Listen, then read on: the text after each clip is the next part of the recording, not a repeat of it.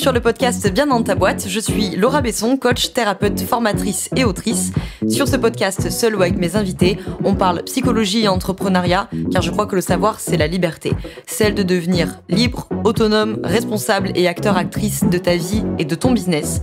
Ici, on explore les défis de la régulation émotionnelle, des relations et de l'identité professionnelle, tout en découvrant des solutions pratiques pour trouver ta place sur le marché et dans ta vie. Bonne écoute.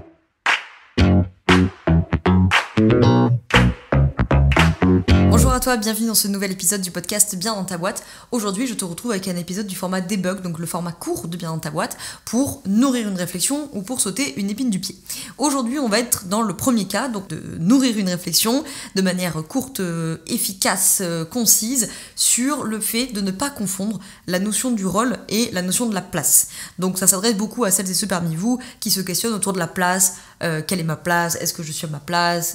Rester à sa place? Vous voyez tout ce vocabulaire qu'on peut utiliser autour de cette notion et de comprendre que le rôle que nous avons, c'est pas la place. Et pour ça, pour comprendre cette nuance-là, il faut qu'on en revienne, une fois n'est pas coutume, à notre histoire de territoire psychique. Et notre histoire de jeu psychologique. En fait, quand vous êtes dans un jeu psychologique, sauveur, victime, persécuteur, etc., vous êtes dans un rôle, d'accord? Vous n'êtes pas des sauveurs, vous avez appris des stratégies comportementales de prédilection de sauveurs.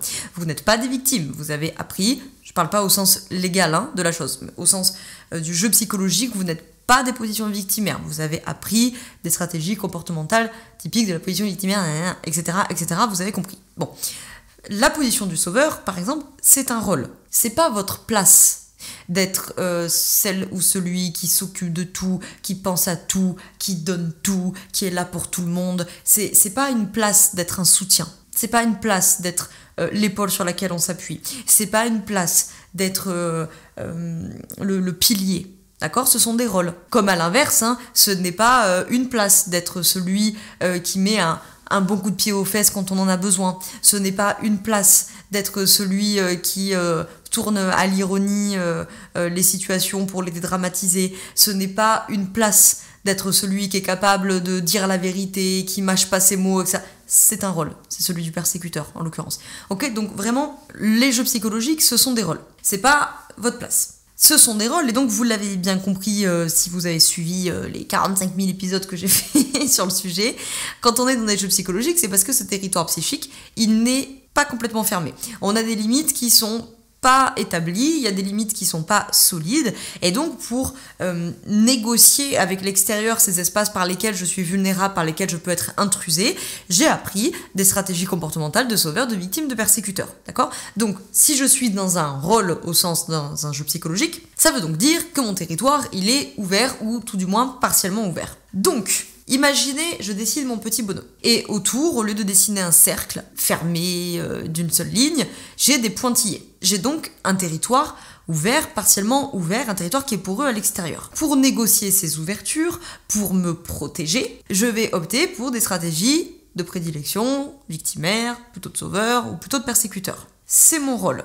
Je vais utiliser ce rôle pour interagir avec l'extérieur comme j'utiliserais un peu une armure, un faux self. C'est ce qui me permet d'interagir avec l'extérieur et c'est ce qui me permet de négocier ma protection, ma vulnérabilité, etc.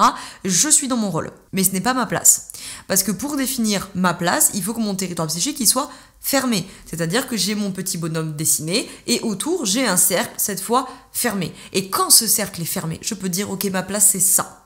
Parce que j'ai une différence nette entre le dehors et le dedans. Donc je fais une distinction nette, précise, entre mes responsabilités, les responsabilités des autres, mes besoins, les besoins des autres, mes émotions, les émotions des autres, mes envies, les envies des autres, etc., etc., etc. Et donc, je fais une distinction nette entre moi et les autres. Donc, je fais une distinction nette de ce qu'est ma place. Donc, par définition, tant que je joue des rôles, je ne peux pas être à ma place. Tant que ce territoire psychique, il n'est pas fermé, que les limites ne sont pas solides et qu'elles ne sont pas établies, je ne vais pas me sentir à ma place. La thématique de la place, c'est l'aboutissement ou tout du moins la continuité très avancée de la fermeture de ce territoire psychique. Vous ne pouvez pas vous sentir à votre place, vous ne pouvez pas savoir quelle est votre place tant que ce territoire psychique il est ouvert et poreux à l'extérieur. Déjà, vous êtes trop occupé à défendre les intrusions et les zones de vulnérabilité par lesquelles vous prenez des flèches, les fameuses constructions du monde, vous vous rappelez de ce concept-là, et de toute façon,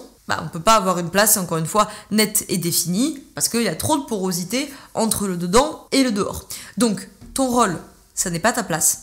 Deuxièmement, être à ma place implique que justement, je ne joue plus de rôle.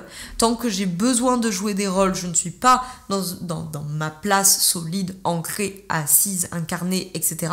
Et que trouver sa place, prendre sa place, tout ce vocabulaire-là, par l'angle de la systémique, en tout cas, on peut le lire par cette thématique de fermer son territoire psychique, et ça commence effectivement par sortir de ces jeux psychologiques. Voilà, donc j'espère que ça aura pu te donner un petit peu du grain à moudre pour avancer un petit peu sur cette réflexion-là. Si tu as besoin d'aller plus loin, on te met dans la description de quoi débarquer en coaching. En tout cas, tout du moins, on te met la page du coaching pour le découvrir. Coaching sur l'affirmation de soi, justement, puisque c'est mon sujet de prédilection, d'accompagner ces fermetures de territoire psychique, et on te met le lien vers l'appel découverte, si tu veux éventuellement le réserver. C'est gratuit, ça n'engage à rien, ça prend 30 minutes, et ça permet de voir, que tu puisses poser toutes tes questions, de voir si ce coaching il serait fait pour toi, et que moi je puisse te faire une proposition sur mesure, sur ces thématiques au sens large d'affirmation de soi.